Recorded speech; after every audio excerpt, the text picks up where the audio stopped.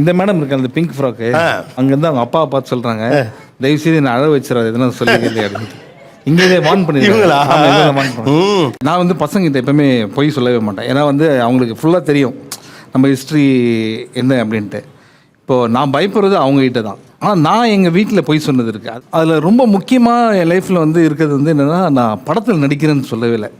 So அவங்க ரொம்ப frustrated, என்ன பண்ண போகிறான், அதை நினச்சா தான் கஷ்டமாக இருக்குது அப்படின்ற மாதிரிலாம். அப்போ ரேடியோ போகிறான், ஏதோ ஒர்க் பண்ணுறான்னு தெரியும், அவுட்டோர் ஷூட்டிங்லாம் கூட ஏதோ ஒர்க் இருக்குன்னு. ஸோ படம்லாம் முடிச்சுட்டு நம்ம கோடம்பாக்கம் பிரிட்ஜில் அப்போ ஹோர்டிங்ஸ் வச்சுருப்பாங்களே, அந்த ஹோர்டிங்கை பார்த்துட்டு என் மாமா ஒருத்தர்னு சொன்னார், டேய் உன்ன மாதிரியே ஒருத்தர் அந்த ஹோர்டிங்கில் இருக்காண்டா அப்படின்னு. ஐயோ அது நான் இல்லை அப்படின்ட்டேன். அதுக்கப்புறம் பேப்பரில் போட்டாங்க, இந்த மாதிரி ரேடியோவில் வந்து மிர்ச்சி சிவா வந்து இப்போது இந்த படத்தில் நடிக்கிறாருன்னு. வீட்டில் ஃபுல்லாக மீட்டிங். ஸோ எங்களுக்கு தெரியாமல் படம் நடிக்கிற அளவுக்கு வந்துட்டேன். அதுக்கப்புறம் தான் அவங்களெல்லாம் கூப்பிட்டு போயிட்டு சென்னை 28 ப்ரீவியூ ஒரு ஷோ பார்த்தாங்க. ரொம்ப ஹாப்பி. நீங்கள் உங்கள் அப்பா கிட்ட என்னெல்லாம் போய் சொல்லியிருக்கீங்க மதன்? ஆல்மோஸ்ட் அதே மாதிரி ஒரு போய் எந்திரன் படத்தில் வேலை பார்க்குறேன்றது அப்பாவுக்கு தெரியாது. 2 வருஷம் தெரியாது. 2 வருஷம் தெரியாது. ஆடியோ லான்ச்சுக்கு ஜஸ்ட் முன்னாடி தான் அவர்கிட்ட சொன்னேன், இந்த மாதிரி இந்த படத்தில் வேலை பார்த்துருக்கேன்னு சொல்லிட்டு. ஏன்னா அவர்கிட்ட நான் முன்னாடி படம் வேலை பார்க்கணும், பாட்டு எழுதணுன்னப்போ வேணான்னாரு. போகாத, இது உன்னோட ஏரியா கிடையாது, உனக்கு அது ஒர்க் ஆகாது அப்படின்னா அவருக்கு விருப்பமே இல்லை சுத்தமாக. ஸோ அப்பா பேர் சொல்லாமல் அப்பாவுக்கு தெரியாமல் தான் போயிட்டு நான் முயற்சி பண்ணிட்டு இருந்தேன். நிறைய பேர்கிட்ட முயற்சி பண்ணிட்டு சங்கர் சார் கிட்ட வாய்ப்பு கிடைச்சிது. ஆனால் நான் போய் தேடிட்டு இருந்தேன், நிறைய பேர் போய் பார்த்தேன், யுவன் போய் மீட் பண்ணேன், வித்யாசாகர் சார் மீட் பண்ணேன், நிறைய ஆட்கள் மீட் பண்ணேன், சங்கர் சாருக்கு மெசேஜ் அனுப்பிச்சிட்டு இருந்தேன். யார்கிட்டையும் அப்பா பற்றி சொல்லலை, என்னை பற்றி எதுவும் தெரியாது யாருக்கும். ஸோ அப்பாக்கிட்டையும் நான் இதை பற்றி சொல்லாமல் இருந்தேன். எனக்கு எழுத முடியும், வித்தியாசமாக ஏதாவது பண்ண முடியுன்ற ஒரு நம்பிக்கை இருந்துச்சு. அப்பாவுக்கு அந்த நம்பிக்கை இல்லை. ஏன்னா அவரை நான் எழுதி பார்த்ததில்லை, நான் எழுதின எதுவுமே நான் அவரை படித்தது கிடையாது. அதனால் அவருக்கு அந்த நம்பிக்கை இல்லை என் மேலே நான் பண்ண முடியும்ன்ட்டு. சரி, அதனால் நம்ம முடிச்சுட்டு ப்ரூவ் பண்ணிட்டு காட்டலாம் அப்படின்னு சொல்லிட்டு. நீங்கள் என்னென்ன பொய்கள்லாம் வீட்டில் பிள்ளைகள்கிட்ட சொல்கிறீங்க? பக்கமாக குட்டி குட்டி பொய்கள் தான். இப்போ ஒரு போட்டோன்னா அந்த பையன் வந்து அழுதுட்டான். என்ன காரணம்னா அது பணம் சம்மந்தப்பட்டதில்லை. அந்த ஒவ்வொருத்தருக்கும் ஒரு கிரேட் வச்சுருக்காங்க. நம்ம அப்பா இந்த வேலை பார்க்குறாங்களா அப்படின்னு தெரியறப்போ வரக்கூடிய. ஸோ எல்லா அப்பாக்களுக்கும் நான் பார்த்த நிறைய அப்பா அம்மாக்கள் தாங்கள் படுற கஷ்டம், தங்களுடைய தோல்வி, தங்களுடைய அவமானங்கள் தங்கள் வீட்டில் இருக்கவங்களுக்கு தெரியக்கூடாது அப்படின்னு நினைப்பாங்க. அது குறிப்பாக இப்போ இவர் சொல்லாத அவர் சொல்லாத நம்ம தேட போன இடத்துல ஏன் அவங்க அப்பா விருப்பப்பட்டு மாட்டாரோ, ஒவ்வொரு இடத்துக்கு பையன் போகணும், வாய்ப்பு கேட்கணும். ஏன்னா அவர் பல இடங்களில் வாய்ப்பு கேட்கல. அந்த சங்கடத்தை அவர் சந்திக்க வேண்டாம். நம்ம பையன் இதுக்கு அந்த பாட்டு எழுதிட்டு அதுக்கு போய் நீங்கள் வேறு போனால் தான் படிக்க வச்சுக்கலன்னு நினச்சிருக்கலாம் அவங்க அப்பா. ஸோ பெரும்பாலும் மிடில் கிளாஸ் அப்பாக்கள் அம்மாக்களினுடைய இரவுகள்ங்கிறது குட்டி குட்டி பொய்கள் சொல்கிறது தான் கழியுதுன்னு நான் நினைக்கிறேன். ஒவ்வொரு வயதிலையும் குழந்தைங்க ஒவ்வொன்று பண்ணுவாங்க. நம்மளுக்கு பயங்கர அதிர்ச்சியாகவும் இருக்கும், ஆச்சரியமாகவும் இருக்கும். இதை நம்மளுக்கு சொல்கிறதா சொல்ல வேண்டாமா, இந்த தகவலை சொன்னால் இவங்க புரிஞ்சுக்குவாங்களா புரிஞ்சுக்க மாட்டாங்க, இந்த கன்ஃபியூஷன். ஸோ இதை ஒட்டி தான் பொய்களும் அமையுது அப்படின்னு நான் நினைக்கிறேன். ஸோ ஆல் அப்பாஸ் ஆர் லையர்ஸ்னா ஆல் அம்மாஸும் லையர்ஸ் தான். ஆல் அம்மாஸும் லையர்ஸ் தான் இல்லையா? எனக்கு பொய் சொல்லணும்னா ஒன்றும் விருப்பம் இல்லை. ஓகே, எந்த காரணத்திற்காக பிள்ளைகளிடம் பொய் சொல்ல வேண்டி இருக்கிறது? ஃபைனான்ஸ் லெவலில் பிரச்சனை இருக்கிறதுனால நம்ம பொய் சொல்ல வேண்டியது நிறைய வருது சார். அதனால நம்ம கையில் இல்லைன்னதை வந்து மறைக்கிறதுக்கே நிறைய பொய் சொல்ல வேண்டியதாக இருக்குது. இப்போ அவங்க கேட்பாங்க, ஒரு விஷயம் எனக்கு வாங்கி கொடுப்பான்னும் போது அவங்க கேட்குற விலையை நம்ம மனசுக்குள்ளே தோன்றும். அது நான் எப்படி அந்த பணத்தை ரெடி பண்ணுவேன். இப்போ என் மகன் ஒரு இடத்துக்கு கூடும்போது அவன் கூட்டு போகிற இடத்த நான் சிந்திக்கிறதோட அதில் எவ்வளோ செலவாகுன்றதை நான் யோசிச்சிருவேன். இந்த படத்தில் மதன் சார் ஒரு லைன் எழுதியிருந்தார், 5 ஸ்டார் ஹோட்டலில் பார்க்காத, தங்க முடியுமான்னு கேட்காத, இன்னொரு கனவை நீ சொன்னா என் உலகம் உடஞ்சு போயிடும்டா. இன்னொரு கனவை நீ சொன்னா என் உலகம் உடஞ்சு போகும். அந்த பாட்டோட பேரே டே மகனே. டே மகனே. இங்கே நம்ம பேசிட்டு இருக்கிற எல்லா விஷயங்களும் அந்த பாட்டுக்குள்ள இருக்கு. உன் படிப்புக்காக கடன் வாங்கி, உன் சிரிப்பை பார்க்க கடன் வாங்கி, உன் ஆசையில் பாதியை தீக்காம என் ஒவ்வொரு நாளும் நொறுங்குதடா அப்படின்ற அது ஒரு பெற்றோரோட ஒரு வலி. நிறைய பொய்கள் சொல்லிட்டு இருந்தாங்க. எனக்கு சில பொய்கள் வந்து ஒரு குற்ற உணர்ச்சியோட நம்ம சொல்கிற பொய்கள், சில பொய்கள் வந்து குற்ற உணர்ச்சி இல்லாமல் சொல்கிற பொய்கள், ரெண்டும் வெவ்வேறு மாதிரியான பொய்கள். ஒரு குழந்தை வந்து ரொம்ப அழகாக ஒன்று வரைஞ்சி கொண்டு வந்தபோது அதை பார்த்துருச்சு, ரொம்ப அழகாக இருக்குது, ரொம்ப அழகாக வரைஞ்சிருக்கேன்னு சொல்கிற ஒரு பொய் இருக்குல்ல, அது நிறைய சமயங்கள் அதில் பொய்யா இருக்கும், ரொம்ப அழகான பொய்.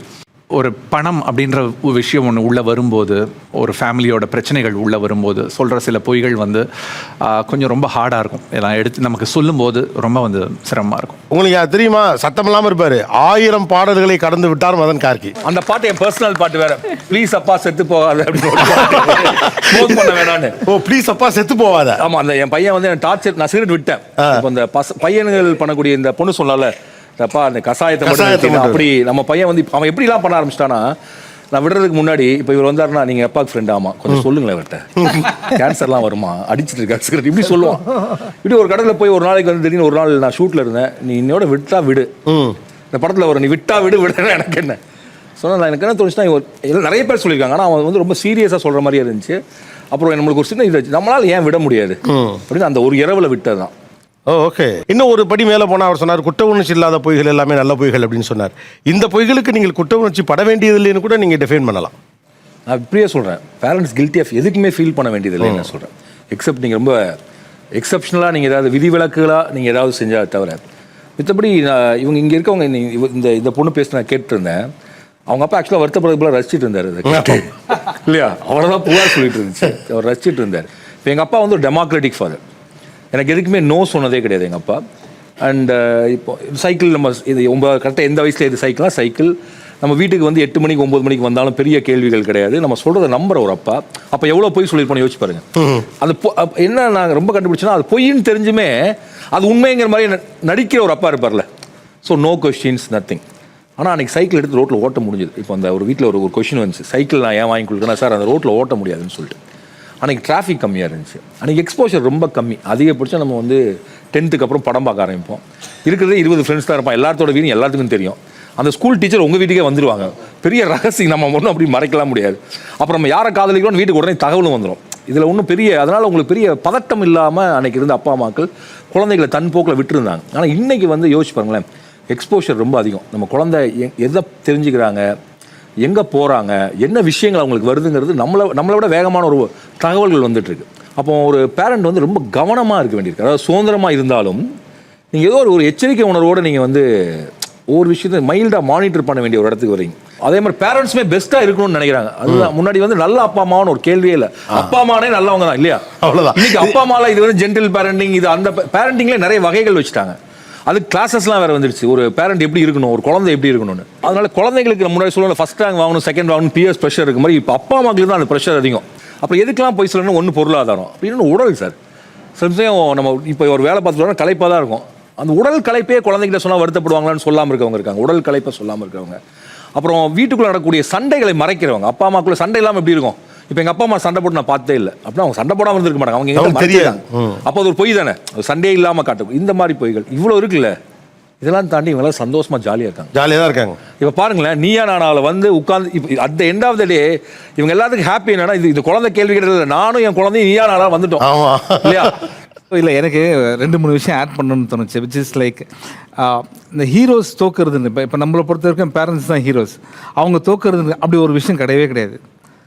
குழந்தைங்களுக்கு சின்ன வயசில் அப்பா அம்மா கஷ்டப்படுறது தெரியுதா, அதுக்காக வருத்தப்படலாம். ஆனால் கொஞ்சம் வளர்ந்துட்டாங்கன்னு வச்சுங்களேன், அவங்க எல்லாம் அதை புரிஞ்சுப்பாங்க. என்றைக்குமே ஹீரோஸ் வந்து அப்பா அம்மா தான். இந்த படத்துக்கு ஏன் இந்த விஷயத்தை நான் கனெக்ட் பண்ணுறேன்னா, ரொம்ப அழகாக ஒரு 3 விஷயம் இதில் சொல்ல வர்றாரு ராம் சார். நீங்கள் படம் பார்க்கும்போது ரொம்ப ஒரு சின்ன ட்ராவல் மாதிரி இருக்கும், ஆனால் லேஸ் நிறைய விஷயம் இருக்கும். நாங்கள் வந்து இஎம்ஐயில் கஷ்டம்லாம் கடன் வாங்கி அந்த கஷ்டத்தை வந்து பசங்கிட்ட காட்டக்கூடாதுன்னு சொல்லிட்டு அவனுக்கு ஒரு வேவ் போர்டு வாங்கி தரோம். வேவ் போர்டு விலை எவ்வளோ, 5000 ரூபா. ஆனால் அவன் வந்து இன்னொரு குழந்தைகிட்ட அந்த வேவ் போர்டை எக்ஸ்சேஞ்ச் பண்ணி பம்பரை வாங்கிடுவான். அதோட விலை எவ்வளோ, 50 ரூபா. டேய் அது விலை எவ்வளோ தெரியுமா, இது விலை எவ்வளோ தெரியுமா கிட்ட, இதில் என்னப்பா இருக்கு, எனக்கு அது பிடிச்சிருக்கு அவனுக்கு அது பிடிச்சிருக்கு அப்படின்னா. ஸோ பிடிச்சிருக்குங்கிறதா கணக்கு. குழந்தைங்களுக்கு அது தெரியவே தெரியாது. உடனே நான் சொல்லுவேன், டேய் உனக்கு நான் அப்பாடா, அதை இந்த ஜென்ரேஷன் அப்பா, அதனால் நீ சொல்லுவேன் இதே எங்கள் அப்பா வந்து எனக்கு செருப்பை கட்டி அடிச்சிருப்பார் அப்படின்னு பார்த்தா செருப்பு காணாமல் இருக்கும். எங்கடா செருப்பு மலையில் விட்டோம், டேய் அந்த செருப்பு 4500 ரூபாடா, திருப்பி அதுக்காக தான் நாங்கள் அந்த மலைக்கே போகிறோம். இது வந்து ரொம்ப முக்கியமான ஒரு சீன் அப்படின்னு நான் நினைக்கிறேன். ஏன்னா நம்ம பண்ணுற எல்லா விஷயமும் குழந்தை அந்த டைமில் வருத்தப்படக்கூடாதுன்றதுக்காக தான். ஆக்சுவலாக பார்த்தீங்கன்னா அது கிடையவே கிடையாது, அவங்கள நம்ம எப்படி வேணால் கூல் பண்ணலாம். இப்போ இந்த வீடை பற்றி ஒன்று பேசிட்டு இருந்தீங்களா சார், இவங்களாம் நாங்கள் பெரிய வீட்டுக்கு போயிட்டோம், அது போயிட்டோம், ஃப்ளாட்ஸ், இவங்க யாருக்குமே வீட்டுக்கு போகிறதுக்கே பிடிக்கல இல்லையா. நம்ம வீடு வாங்குறதை பற்றி யோசிக்கிறோம், குழந்தைங்களாம் வீட்டை விட்டு வெளியில் போகிறத பற்றி பேசுகிறாங்க. படமே அதான் சார், வீட்டை விட்டு வெளியில் போகலான்னு குழந்தைங்க பேரண்ட்ஸை கூப்பிட்றாங்க. ஆக்சுவலாக பேரண்ட்ஸும் பாவம், அவங்களுக்கு போகணுன்னு தான் ஆசை. ஆனால் இஎம்ஐ துரத்துறப்ப ஓட்டுறப்ப வீடாக போய் ஆர்கானிக் டெலிவரி பண்ணுறப்ப எப்படி நம்ம டைம் கண்டுபிடிச்சி போக முடியும். அப்போ பேரண்ட்ஸ் என்ன பண்ண முடியும், அதிகபட்சம் அந்த குழந்தைங்களோட எஸ்கேப் ஆகி கொஞ்சம் நேரம் போயிட்டு வந்தாங்க கூட, தே கேன் செலிப்ரேட் லைஃப். அவ்வளோதான் சார், பறந்து போ.